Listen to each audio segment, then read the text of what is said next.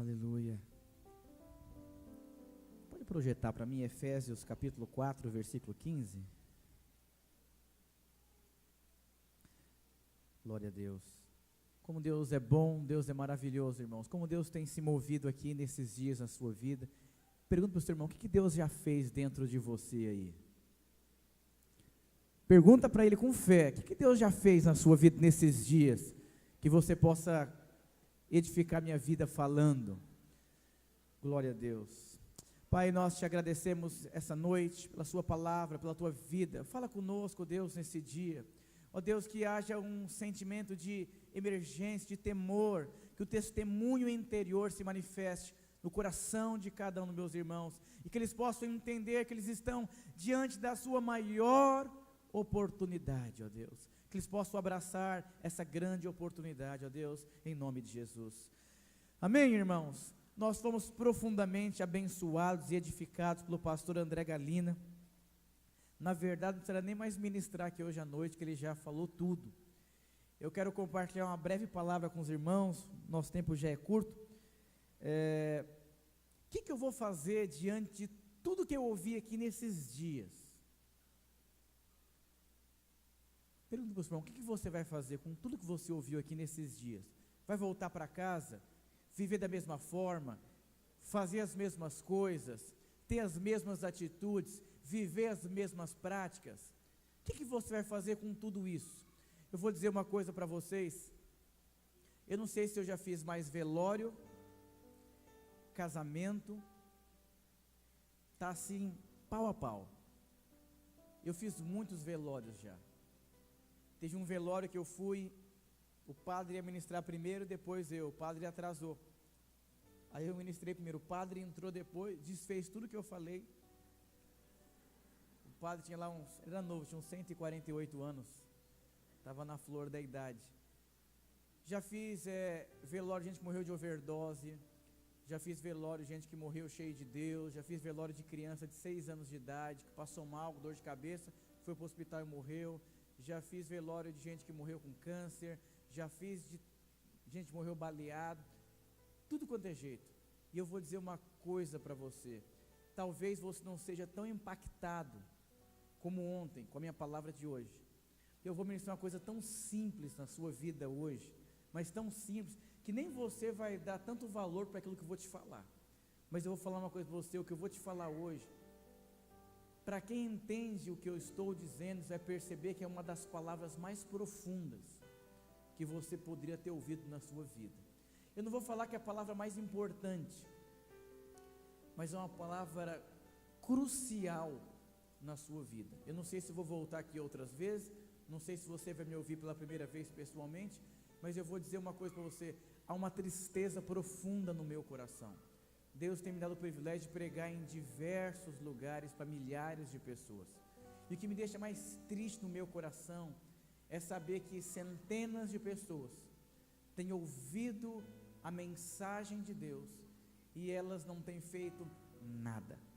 Eu trouxe um ovo aqui, eu vou dizer, nossa vida é como um ovo. Só que é um ovo, eu estou escrevendo um livro que vai chamar o seguinte, de uma promessa a um acontecimento. É melhor você ser um pequeno acontecimento do que você ser uma grande promessa. O pastor André ministrou uma palavra, eu quero continuar a ministração dele, talvez de uma maneira mais prática, para você entender o impacto espiritual que é a palavra que ele ministrou. O que é isso aqui? É uma promessa ou um acontecimento? Isso aqui é uma promessa. Então o ovo vai ter que ser chocado, a galinha vai ter que esquentar o ovo até virar um pintinho. Mas nesse processo do ovo virar um pintinho, pode ser que alguém mate a galinha, pode ser que um doido taque uma pedra, pode ser que alguém pise em cima, antes desse ovo se tornar um pintinho e um dia virar um galo, uma galinha, sei lá. E a maior parte das pessoas, elas negligenciam esse processo na vida delas, da promessa até o acontecimento. Diz assim, antes, seguindo a verdade em amor.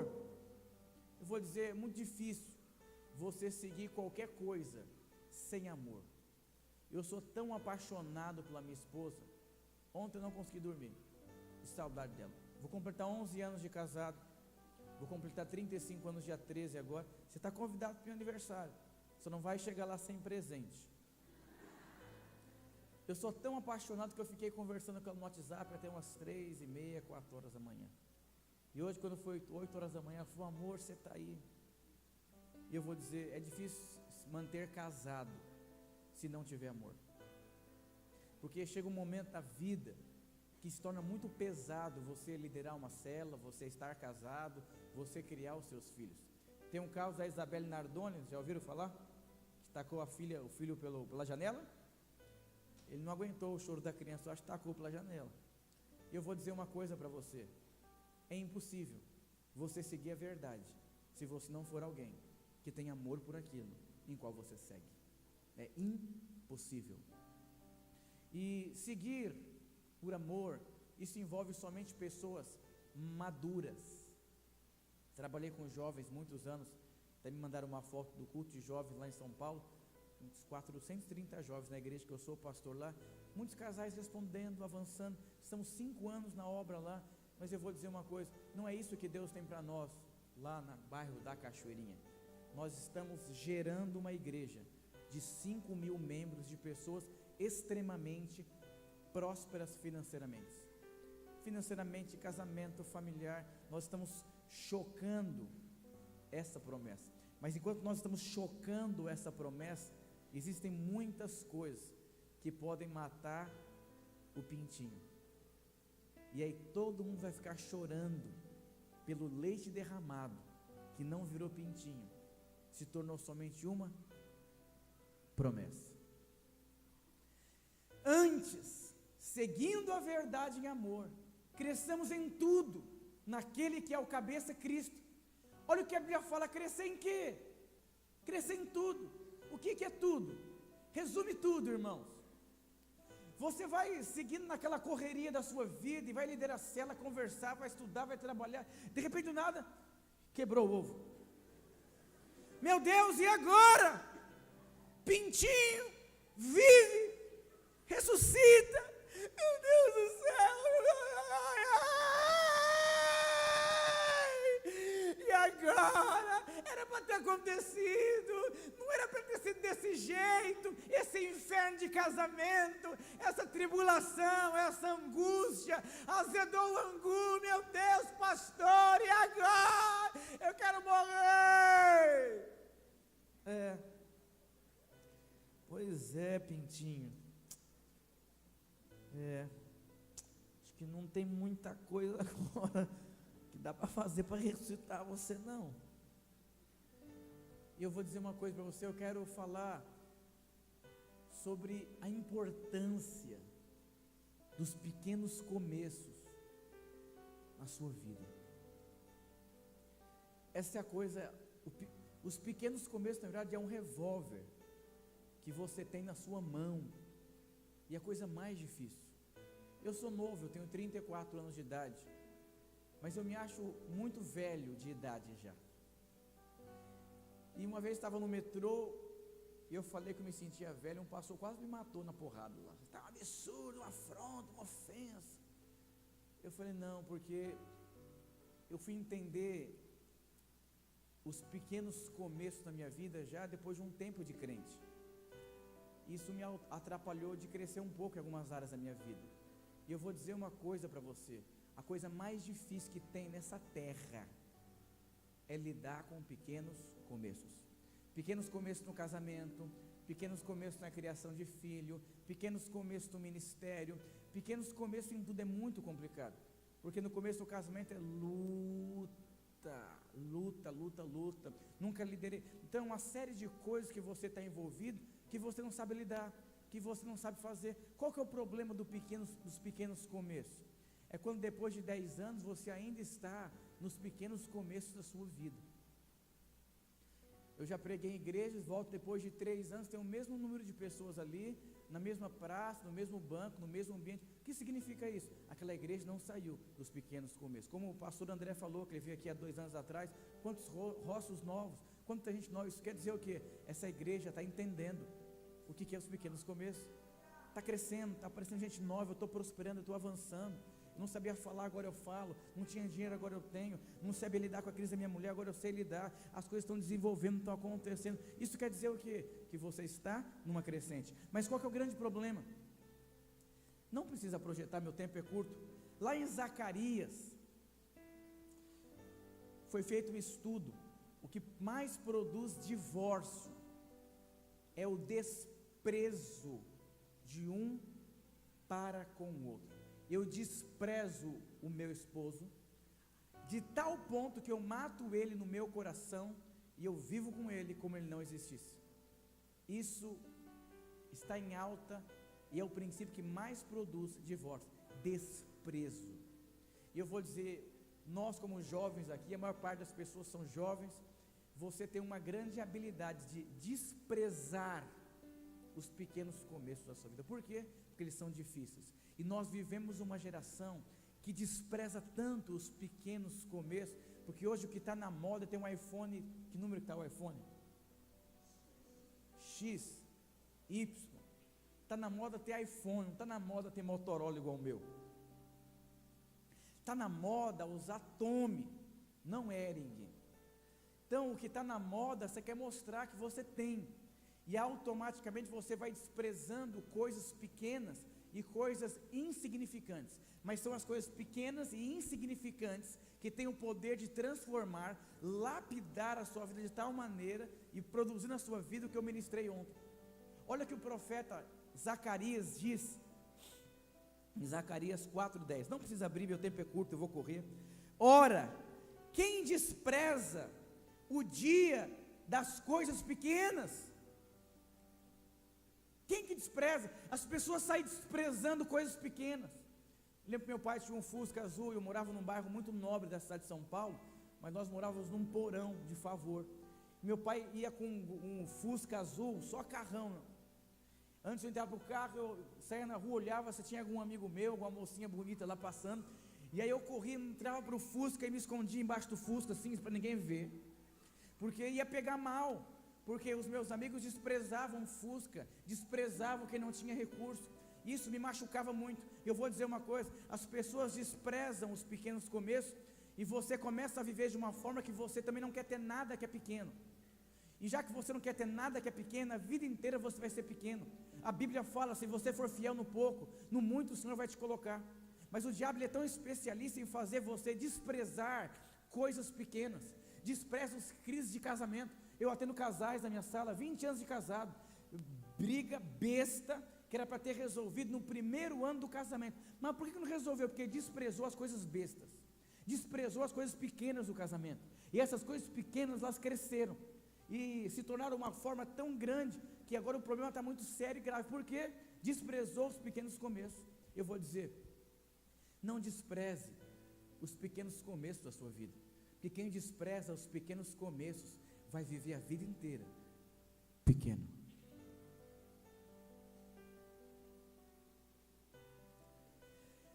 Quando você olha para frente, daqui 10 anos, como você vai estar? Você vai estar mais próspero? Vai estar mais pobre? Vai estar mais frutífero? Vai estar mais... Como que você vai estar? Eu vou dizer, não despreze os pequenos começos da sua vida. Está cheio de gente que despreza. É difícil, irmãos, não ter dinheiro. É difícil lidar com uma mulher que você casa, ela é diferente de você demais. Lembro minha vez, minha esposa, 1 mês de casado, ela chega assim numa comunhão cheia de mulher com filho, e ela fala assim, amor, eu quero ser mamãe. Eu fiquei quieto assim, como assim? Eu não quero ser papai. Ela ficou abalada, começou a chorar, e fui lá para a capela chorar diante de Deus.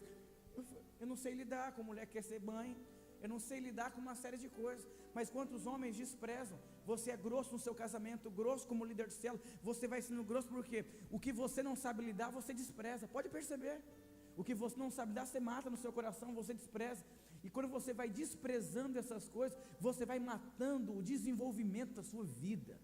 Tem homem que não sabe tratar uma mulher, porque ele despreza. Você quer conquistar uma criança? Como é que faz para conquistar uma criança? Seja uma criança, rola no chão, joga ela para cima, chuta a bunda dela, vai jogar videogame com ela, ela vai falar, nossa. Minha esposa foi viajar para Goiânia, eu falei, filho, hoje é você e o papai lá em casa, vamos jogar tartarugas ninja, brincar de esconde-esconde, vai fazer piquenique, a gente vai gritar, vai cantar. Mas eu vou dizer uma coisa para você, nas outras vezes que minha esposa foi para Goiânia, ele não quis ficar comigo não, porque de uns tempos para cá eu comecei a entender, para eu conquistar essa criança, eu vou ter que ser como criança como ela, e não é que está funcionando, porque eu vou dizer uma coisa, você quer conquistar uma mulher, você que é casado, seja uma mulher. Sabe o que é você ser uma mulher? Mulher fala 5.000 palavras por dia, o homem fala 1.000. Você quer conquistar a sua esposa? Aprenda a ouvir as 5.000 palavras que ela tem para falar. Mas o homem, que ele fala 1.000, ele acha que a mulher também deveria ser como ele, falar pouco e ser diretiva. Mulher tem uma habilidade, ela está conversando aqui, o que vocês falaram aí? E aí o homem não tem paciência, porque ele acha que a mulher deve ser igual a ele. E já que o homem acha que a mulher deve ser igual a ele, o casamento dele vai ser muito sem açúcar. Minha esposa, irmãos, atende muita mulher. Os caras, não, pastor, lá em casa, minha mulher é feliz. Eu falei, não é, ela já falou para mim. Eu falei, sabe que ela teria coragem de falar para você? Vai perguntar para minha esposa o que ela fala ao seu respeito. Não ajuda a lavar a louça, não entende ela. Ela sente uma empregada doméstica usada. Ela sente uma prostituta depois do sexo. Faz sexo, vira para o lado e dorme. Aí você fala assim, meu Deus, por que ela nunca falou? Porque ela está esperando você entender e amá-la. E eu vou dizer, mulher feliz, casamento é feliz. Mas o homem não, parece um Shrek, cala a boca, não vou, como é que você é? E eu vou dizer, o seu casamento vai ser como um ovo. 20 anos depois não virou pintinho, é apenas um ovo, que já caiu no chão e já se destruiu tudo. E o que me deixa mais triste em ministrar palavras como essa, é saber que você tem tudo para reverter todas as áreas da sua vida e se tornar grandes acontecimentos. Mas qual que é o problema? Eu sou um escritor, estou começando minha carreira de escritor, eu já vendi 30.000 livros. E o que mais me choca com cada livro que eu escrevo, que um livro está ligado a outro. Muita gente quer escrever livro, muita gente me procura para me ajudar. Eu falei, quer escrever um bom livro? As pessoas precisam olhar para você e olhar para o livro e perceber que é uma coisa só. E quando a pessoa olhar para você e olhar para o seu livro e achar que não é a mesma coisa, isso não é um bom livro, porque o seu livro, a sua vida precisa ser o livro, porque as pessoas estão lendo a sua vida, não o livro que você está escrevendo. Eu vou dizer uma coisa para você, lidar com pequenos começos, as pessoas não gostam nada. Uma vez minha esposa fez um arroz doce muito gostoso, aí outra vez fez o arroz doce, mas o primeiro ficou mais gostoso. Ela falou, amor, o que você achou? Eu falei, o primeiro ficou melhor. Ela falou, tá vendo, eu gasto a tarde inteira para fazer o arroz doce, você fala uma coisa dessa. Eu falei, não, amorzinha, que está quente o sabor, não revela agora. Aprendendo a lidar, mas muitos homens não querem saber. Despreza, vai desprezando. Tem coisas, o pessoal fala que eu sou um depósito. Qualquer assunto que você me colocar para ministrar, encontros de homens, encontros de casais, falar sobre sexualidade, sobre identidade, sobre criação de filho, empreendedorismo, vida financeira, crescimento de igreja, multiplicação de célula, estrutura de igreja, administração, planejamento, escolha, mudança de mente, reprogramação, visão, eu sei falar. Desde os meus 16 anos de idade, eu durmo ouvindo pregações, diversos assuntos, tudo quanto é tipo de assunto, porque eu preciso entender o que está acontecendo. E eu vou dizer uma coisa, as pessoas desprezam o que elas não sabem, mas elas também têm preguiça de descobrir como é que funcionam as coisas. Grande parte das coisas que estou falando para você, você já sabe, que a sua mulher quer ser entendida. Uma vez um cara casa, a mulher fala, amor, como que foi o seu serviço? Ele já começou a esmurrar o guarda-roupa, eu não quero falar! Ele estava nervoso, estressado, o dia foi difícil. Como é que foi esse casamento? Não tem mais casamento, acabou. Porque a mulher não aguentou. Cada um foi para um lado. E eu vou dizer uma coisa para você. É você como líder de célula. É difícil lidar com pequenos começos. A primeira vez que eu fui pregar para a rede de adultos, eu ficava tremendo assim, porque eu não sei lidar, não sei fazer, não sei lidar com desafios. Cada vez que você é colocado num desafio novo, num despertar de Deus, fazer o que você nunca fez, vai dar um frio na barriga que é normal. Esse frio na barriga, Deus chamando você, não despreze isso, porque isso vai fazer você grande.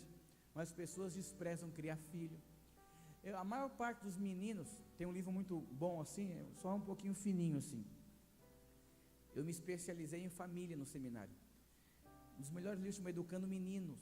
E fala que é muito mais difícil educar menino do que menina. E eu sei, eu tenho um casal, Rebeca e Davi, eu vejo como que é a menina com 1 ano e meio assim já é resolvida, já tem opinião própria, é visível. Agora o menino da...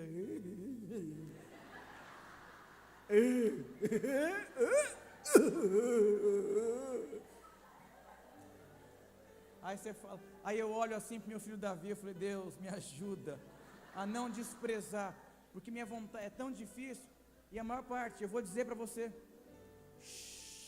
é muito complexo se criar um filho homem, porque ele já está sendo trabalhado pelo diabo desde a infância, na sua identidade. Mas depois você lê um livro assim, pequenininho assim. Um jovem falou assim, pastor, eu estou precisando de ajuda para criar o meu filho. Eu falei, glória a Deus, me dá um conselho. Eu falei, tem um livro, não pastor, não tenho tempo de ler livro. Eu falei, então não vou dar o conselho para você, porque o meu conselho não vai adiantar em nada, porque se você não tem tempo para investir na vida do seu filho, o meu conselho não vai funcionar em nada na sua vida. E eu vou dizer uma coisa, a maior parte das pessoas, você despreza tanto o que é difícil, que você vai vivendo atrás de pessoas que possam ajudar você a resolver o seu problema. Mas eu vou dizer uma coisa, ninguém pode ajudar você a resolver o seu problema. Eu vou dizer, tudo que é muito difícil, você automaticamente vai desprezar. Diga para o seu irmão, o que você despreza?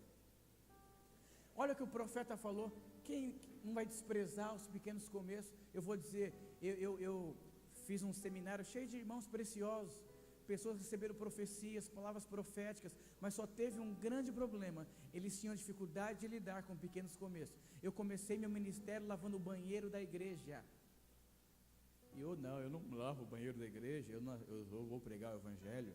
Desprezar, não despreze os pequenos começos, porque eles são fundamentais, eles são extremamente perigosos contra você. Irmãos, eu atendo casais, eu lido com jovens, que você vê visivelmente que eles desprezaram os pequenos começos, e hoje estão colhendo fruto amargo da vida deles, porque olha o que aconteceu com a promessa, não virou pintinho, não virou ovo podre, caiu no chão, destruiu. Quantas moças preciosas que poderiam casar com grandes homens de Deus, quantos homens poderiam ser empreendedores, empresários relevantes, influentes, e não são nada. Só para você ter ideia, de 100% da população, 83% da população são pessoas que vivem sem um propósito de vida e não sabem para que elas nasceram.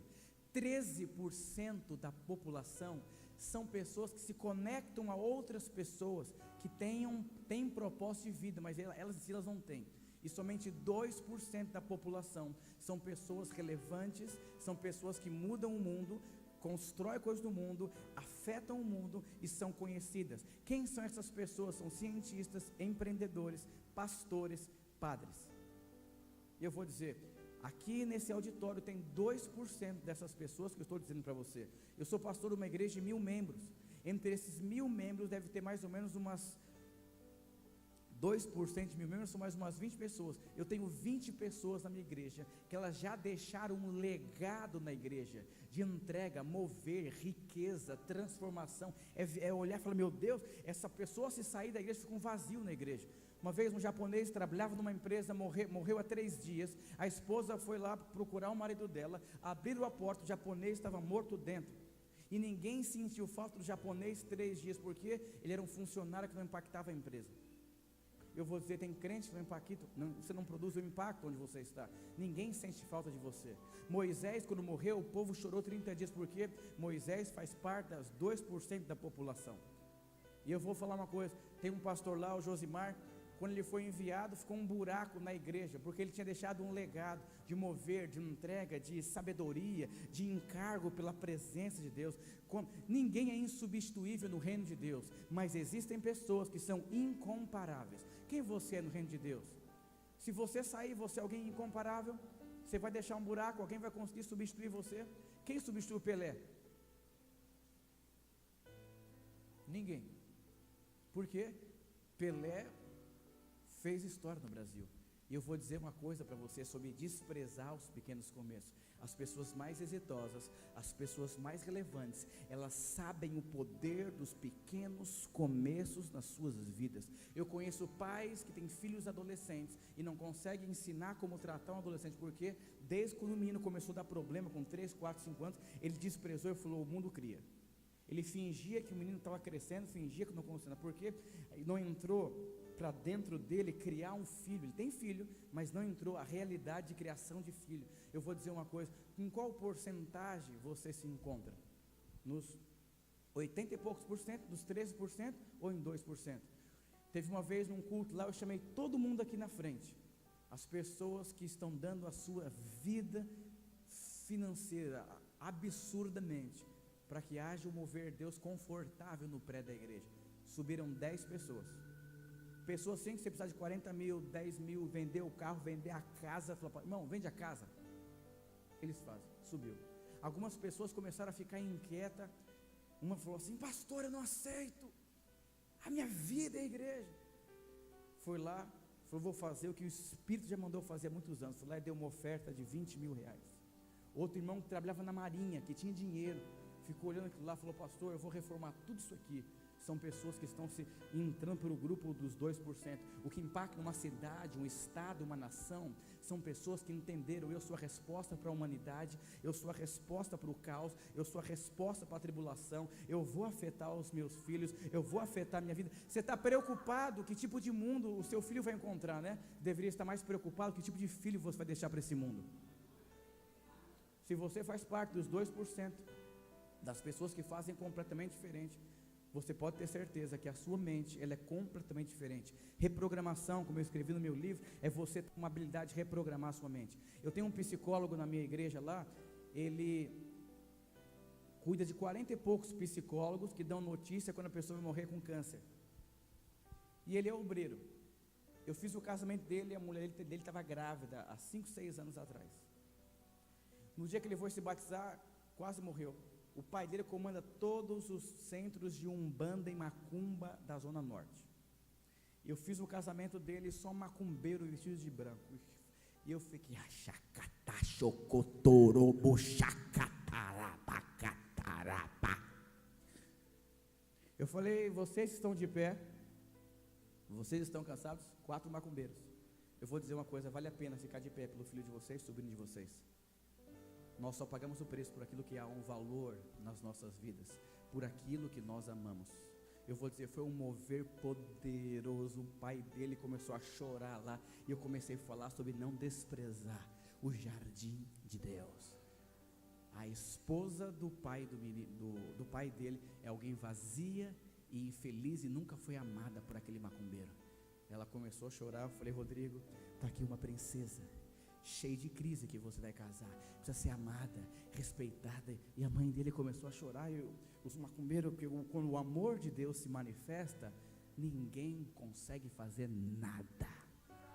Você quer bater em alguém? Você quer confrontar alguém? Ame. Quer ensinar alguma coisa para alguém? Ame. É fácil bater. Eu quero ver de você amar.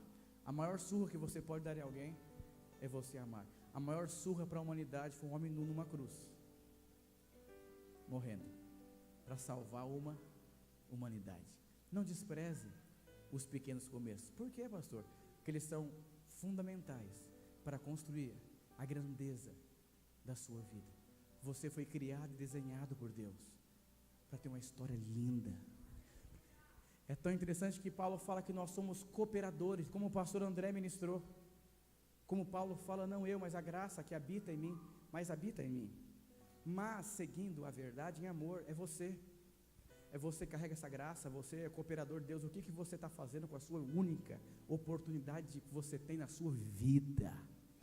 Quando eu assumi a igreja, falei: irmãos, fui lá no cemitério da Cachoeirinha, eu falei: o meu maior sonho de consumo, eu tenho 2, morrer com um ataque cardíaco pregando, de angústia, e ser enterrado no cemitério da Cachoeirinha, com queima de fogos, que eu quero ser consumido aqui. Os irmãos lá, eu vou dizer uma coisa, e as pessoas sabem, como que nós começamos. Não despreze os pequenos começos. Eles são fundamentais para te ensinar. Eles são fundamentais para tantas coisas na sua vida. O que você está fazendo com os pequenos começos? Tem muita gente que é pequeno ainda, porque você despreza os pequenos começos.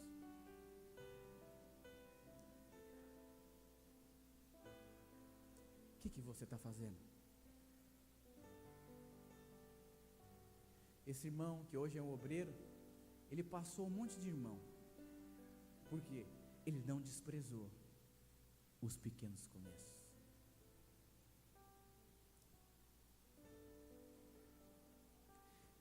Na verdade, se você for ver na Bíblia, como que Eliseu começou o ministério dele? Servindo Elias. Como Josué começou o ministério dele? Servindo Moisés. Como Jesus começou o ministério dele? Como carpinteiro. E eu vou dizer, Deus quer cavar. Essa geração de jovens, os psicólogos deram um nome para essa geração. Geração frívola. De 13 a mais ou menos seus 23 anos de idade. É uma geração sem ideal, sem propósito de vida. Elas não sabem o que elas querem. E essa geração frívola chega dentro da igreja. E aí você chega aqui e você continua vivendo sem propósito. Você não sabe por que você está gostando da Joaquina. Você não sabe por que você quer casar. Você não sabe por que você vem aqui. Mas você está aqui. Você não é mais a grande porcentagem. Você é uma porcentagem, você quer se vincular a alguém, para alguém te ajudar. Mas você mesmo não consegue ajudar ninguém. Você mesmo não tem certeza de muitas coisas na sua vida. Chegou o dia de você fazer parte dos 2%, que vai produzir um legado, que vai fazer a diferença. E para mim encerrar minha mensagem, existem algumas coisas que acontecem só nos pequenos começos. Os pequenos começos são lugares mais fundamentais de você colocar as bases mais importantes. É o começo de uma célula, o começo de uma igreja, o começo de um casamento, é o começo da criação de filho. Já pensou se eu não ensinasse meu filho a falar de boca fechada? Com 15 anos, filho, fala com a boca fechada. Filho, escova o dente. Filho, lava o xixi. E eu vou dizer uma coisa. Nos pequenos começos, como o pastor André falou, foi a base do casamento dele. Nos pequenos começos, sabe o que acontece também? Só fica com você quem está conectado por conta de um propósito. Porque é muito difícil estar junto com alguém mais perdido que segue em tiroteio. Deus une pessoas por conta de um propósito. É você entender que seu líder é imperfeito, mas Deus uniu você. É você entender que o seu pastor ele é imperfeito, mas Deus uniu você. Eu sou alguém cheio de falhas e limitações, mas eu tenho gente muito boa que trabalha comigo. Eu tenho um marqueteiro, tenho um cara que é planejador, eu tenho um cara da criatividade, tem um cara da mídia social, eu tenho um cara que é pastorzão, que tem uma paciência enorme com uns tiozinhos de cabelo branco, sabe? Fica lá 5 horas, fala. Eu falo, irmão, eu vou mandar todos os tiozinhos para você cuidar, vou montar uma rede de obreiro. E esse é um obreiro lá, que tem um obreiro de melhor idade, ele adora sentar, tomar café, levar o bolo, vamos tomar um bolo junto, a irmã dele, eu tenho um lugar, mas se fosse para mim cuidar das pessoas mais idosas, não ia dar certo. Eu sou imperativo, eu sou para frente, eu sou acelerado. Eu vou dizer, Deus me deu, por quê? Por conta de um propósito. Não despreza os pequenos começos. Eu vou dizer, começo do casamento, começo de tudo. Outra coisa que acontece nos pequenos começos é onde Deus vai começar a formar suas convicções. Adolescente cheio de crise, jovem cheio de crise, gente casada cheia de crise, porque você desprezou a formação da convicção da sua vida. Havia uma casa, o filho pródigo, e o irmão mais velho, o pai amoroso, ele não tinha convicção que de fato ele era amado pelo pai, e ficou lá dentro de casa murmurando e falando mal do pai. Tem um vídeo muito engraçado, que eu até dei o exemplo de um dos meus livros. É um obreiro, ele chega na igreja, começa a abrir a igreja, ele começa a falar, meu pastor é folgado, conversando com ele mesmo. Se meu pastor é folgado, é fácil vir só pregar, né? Quero vir, limpar o banheiro, esfregar as coisas aqui, abrir a janela. Espero que venha o supervisor aqui, troque o pastor aqui é muito folgado, muito mala, eu que tinha que ser o pastor, porque eu faço tudo. Ele conversando só com ele, de repente o pastor chega, pastorzão, ei, pastor abençoado, você não, iluminado, aquele negócio todo. É alguém que convive com o pastor, mas ele não tem convicção que aquele pastor foi levantado por Deus para ser o pastor daquela igreja. Então ele vai se relacionar com o pastor dele sem convicção de estar junto por conta de um propósito. Esse foi o filho que ficou. E o filho pródigo, ele também não tinha certeza, ele não tinha convicção que ele era amado pelo pai e a casa do pai era o melhor lugar. Então ele foi para o mundo, foi dançar com as prostitutas, ele desejou comer comida de porcos, e lá ele caiu em si e falou: meu Deus, eu vou dizer, para formar convicção na sua vida, ou vai ser com dor, eu não sei de que forma Deus vai formar convicções na sua vida. Eu sei a forma que Deus criou convicção. Em tantas áreas da minha vida foi com dor, foi com aconselhamento, foi com conversa, foi com vigílias, até que eu tenha certeza. Eu fiquei com 600 membros na igreja uns 2 anos seguidos. E sabe por que não saía de 600 membros? Porque eu não tinha convicção da parte de Deus, eu não conseguia enxergar e ver as coisas muito claras. Enquanto não tiver convicção, a Bíblia fala que a fé é a convicção do que você não vê, mas do que você espera. Mas tem o que? Convicção, certeza. Eu comecei uma rede lá na igreja, de obreiro também, uma rede de pessoas com uma classe social bem elevada, dona de escola particular, deputado, e tem uma forma de lidar com essas pessoas. Eu comecei esse projeto, eu percebi que o obreiro estava muito inseguro. Eu falei: melhor então nós pararmos com esse projeto, você voltar para a sua rede antiga. Sabe por quê? Eu falei: Rodrigo, a única forma dessa rede dar certo é você, dentro de você, você já tem enxergado como fosse um fato consumado na sua vida. Porque quando você começar a conversar com as pessoas, elas vão perceber segurança e convicção, porque dentro de você já foi consolidado a convicção que aqui na Cachoeirinha vão ganhar as pessoas dos bairros ao redor de células top. Ele falou: pastor, eu não tenho essa convicção. Eu falei: então, já que você não tem a convicção, nós não vamos começar o projeto ainda. E como que Deus vai formar a convicção na vida do Rodrigo? Foi para um lugar, a mulher dele conhece uma senhora de 78 anos, rica ao extremo. Falou: minhas filhas moram tudo na região aí em cima ainda, nos apartamentos de 1 milhão, elas estão procurando igreja.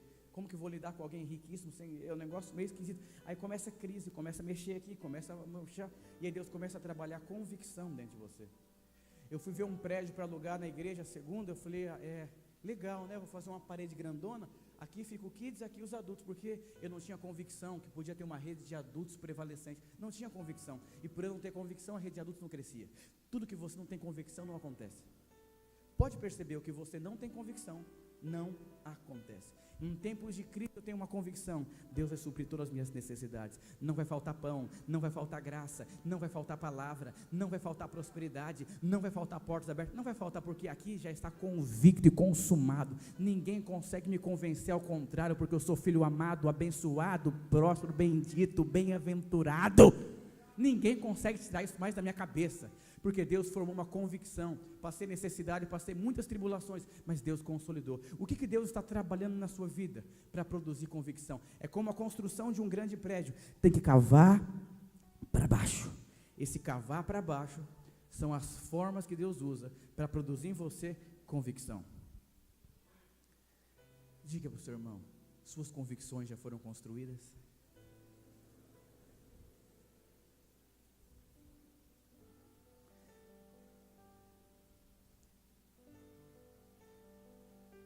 Chamar os irmãos, pessoal do louvor.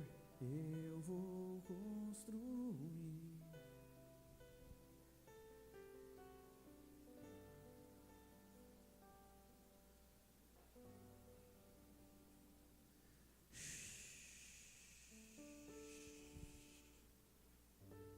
Quem você é?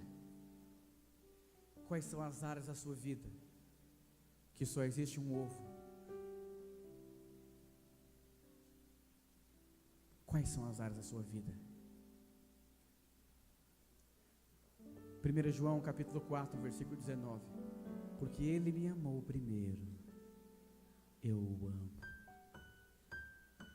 Quando você tem uma experiência com Deus, que você é completamente amado por Deus, nada se torna impossível. Eu pedi para Deus algo, eu sou meio doido naquilo que eu peço, porque eu entendi que eu tenho um Deus que não tem limites. Eu recebi 5 profecias, que milhares de pessoas me ouviriam, e se tornariam milionárias, só de ouvir as minhas mensagens de domingo. E alguns começaram a ouvir, me acompanhar no YouTube, ler os meus livros, e o que começou a acontecer? Algumas pessoas começaram a prosperar e prosperar muito. No contexto ali, já são milionários. E aí no final do ano, o irmão falou: pastor, eu entrei aqui ganhando 3 mil reais. Hoje estou ganhando 18 mil reais. E eu sou um dos milionários que eu vi do Senhor aos domingos. O irmão está com 3 imóveis já. Estava com um financiado, pagando algumas parcelas. Prosperou, falou: quero abençoar você. Quero dar diferença do seu carro. Pega um carro que você deseja aí. Eu tenho lá um carro lá bom. Carro automático, um Honda City. E eu vou dizer uma coisa. Eu tenho convicção quem eu sou. Você que é líder de célula, quando você chega na sua célula, o que você enxerga?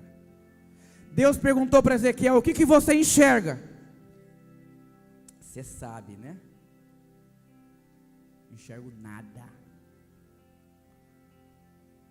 E Deus te pergunta hoje: o que você enxerga no seu casamento? O que você enxerga quando você olha para os seus filhos? O que você enxerga aqui em Belém? O que você enxerga quando você pega o seu dinheiro? Não é a sua conta bancária que define a sua prosperidade. Não é as crises do casamento que define o seu casamento. Não é o seu passado que define o seu futuro. Não é porque o ovo caiu que acabou. A graça de Deus pega você, levanta você numa posição de honra, para que todos saibam que Ele é Deus. Eu não sei onde você está construindo a sua vida, mas eu vou dizer uma coisa para você, meu irmão: construa a sua vida no fundamento do amor, porque o amor é perfeito, o amor não falha. Eu sei aonde eu estarei daqui 10 anos, não por orgulho nem por soberba, porque eu sei o Pai que eu tenho, eu sei o Deus que eu sirvo.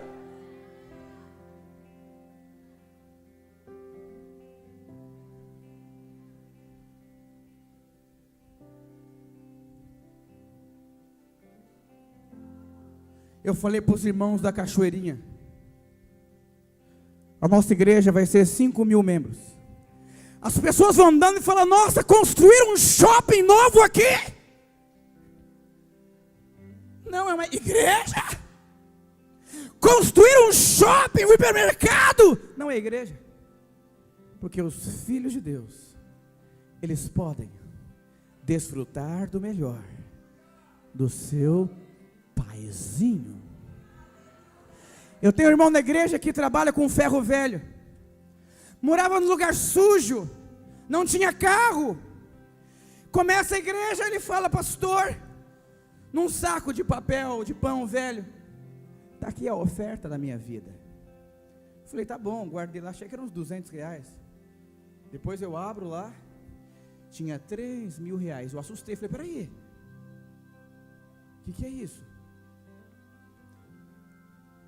Ele está entendendo que ele é amado. E aí depois ele começou a prosperar. Hoje ele tem 10 funcionários registrados e diversos ferros velhos. A última oferta dele foi 10 mil reais. Ele fala: pastor, meu sonho é comprar um terreno. Ele não sabe falar direito. É alguém que já se tornou um milionário na igreja, porque ele tinha tudo para ser um morador de rua.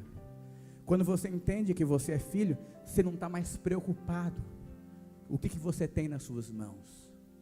Você está preocupado quem colocou nas suas mãos. E quando você entende quem foi que colocou nas suas mãos, Deus te deu a sua esposa, Deus te deu os seus filhos, Deus deu os irmãos, Deus colocou você aqui, Deus chamou você. Você vai entrar pela eternidade, pela porta de honra. Você é filho amado, perdoado, escolhido, bendito, próspero. Aleluia! Oh! Eu quero que você se levante com um filho alegre, leve. Ai, chacandou, carabacheca, narabachocorobo, rabacá. Aleluia, aleluia, aleluia. Construa a sua vida pelas percepções de Deus, pelo olhar de Deus, aquilo que Deus falou com você. Você vai orar, vamos cantar para nós encerrarmos esse momento. Vá, suba no mais alto que você puder. Você é filhinho e muito amado, perdoado de Deus. Os melhores anos estão por vir sobre a sua vida, meu irmão.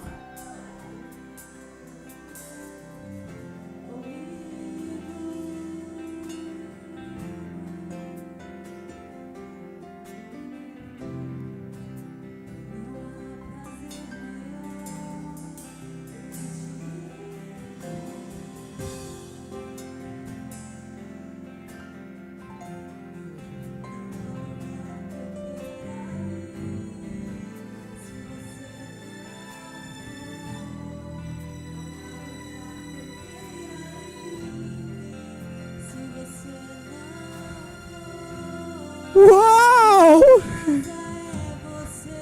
Uau! Uau! Onde eu quero estar, é onde eu quero estar. Minha casa é você, você é o meu lar. É onde eu quero estar, é onde eu quero estar. Pode ser em qualquer lugar.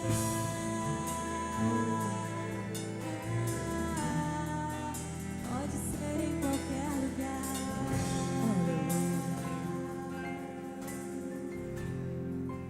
Pode ser em qualquer lugar.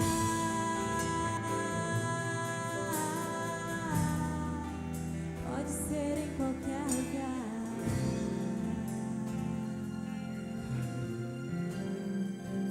Aleluia. Tudo será vazio até que você venha.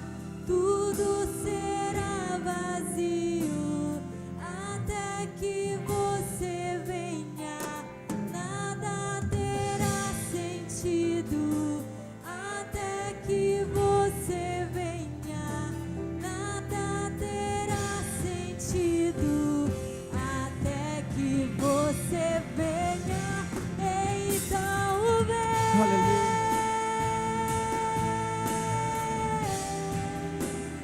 Então vem. Aleluia. Aleluia. Aleluia. Aleluia. Aleluia. Aleluia. Aleluia. Então vem. Aleluia. Aleluia. Aleluia. Aleluia. Aleluia. Queria que você orasse pelo seu irmão que está do seu lado. Libere uma carga de Deus sobre a vida dele. A carga da revelação de Deus. Você vai liberar essa vida que habita em você. Ele não vai ser somente uma promessa. Vai se tornar um acontecimento. Deus vai se mover na vida dele. Os melhores dias, os melhores anos estão por vir. A convicção de Deus vai ser impressa. O jogo ainda não acabou. O jogo ainda não acabou. Deus, eu quero declarar nessa noite sobre essas pessoas a tua vida, a tua revelação, a tua graça. O que o homem não pode falar, o Senhor pode. Aonde eu não posso tocar, o Senhor pode. Oh, Espírito do vivo Deus, produz marcas eternas na vida de cada uma dessas pessoas.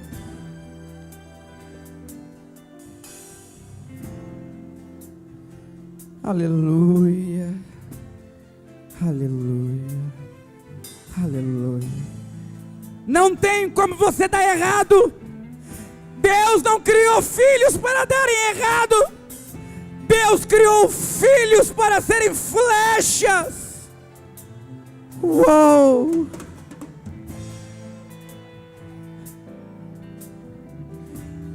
Permita que Deus reprograme a sua mente. Talvez você tenha pensamentos ruins, pensamentos de desânimo. Os pensamentos de Deus são mais elevados do que os nossos.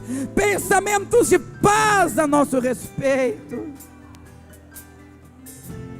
Aleluia. Aleluia. Aleluia. Aleluia. Aleluia. Aleluia.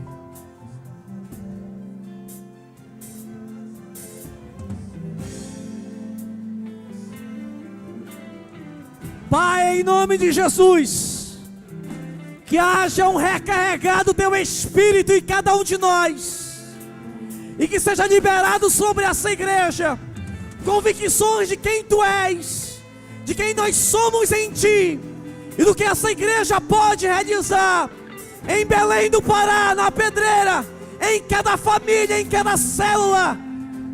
Pai, estamos aqui, nos apresentamos e nos colocamos em Tuas mãos. Eis-nos aqui, Senhor, dei-nos a missão, Pai, que jamais possamos olhar para nossas limitações, pequenez, nossas inconstâncias e insuficiências, que possamos agora, Senhor, de uma vez por todas, ter a mente reprogramada pelo Teu Espírito, e entendemos que podemos mais, que podemos ir além, que podemos sim, Senhor, sermos prósperos em todas as áreas da nossa vida.